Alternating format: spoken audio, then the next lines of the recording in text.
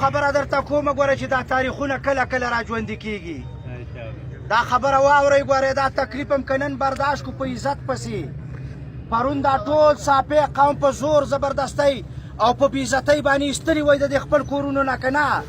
دا خویندې میندې درسه وتلې وي په بېعزتۍ که نه دا مال حال د نه پاتې شوی او که نه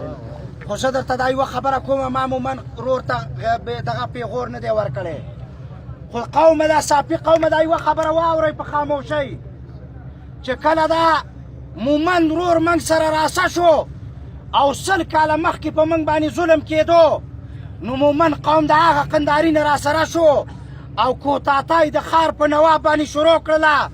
او د باجوړ هغه سر ته ورسېدو ما او تا ته چې دا ځمکه نن راکړې ده او پې ناست دي په دې کې ما سه مومن قوم ملګری شوی و نو نن ځکه په مومن قوم باندې اواز کومه چې نو زه ستړی شومه زه ډېر سخت زخمي شوی یم زه ډېر سخت ذلیله شوی یم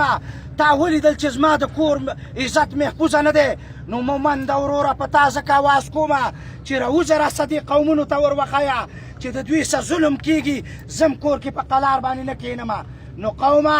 سوال درته کومه که دلته کومه خبره کېږي هسې لاس مه اوچتوئ هسې لاس مه اوچتوئ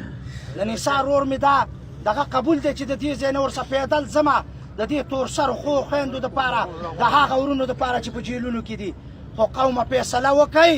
او راوځئ په جوماتونو کې اعلانونه وکئ په ګاډو باندې اعلانونه وکئ به خلک خبره کوي زه داسې خبره کوم وګڼو موږ سره ډېر ظلمونه او زیاتی شوی خو چا پې غونډه نه ده کړې او نه یې پې ژړلي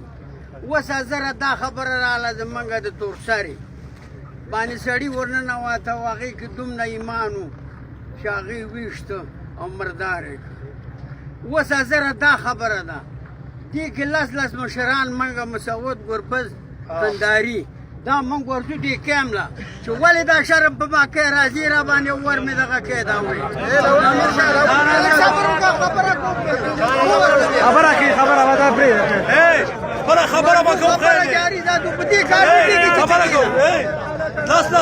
خبره واره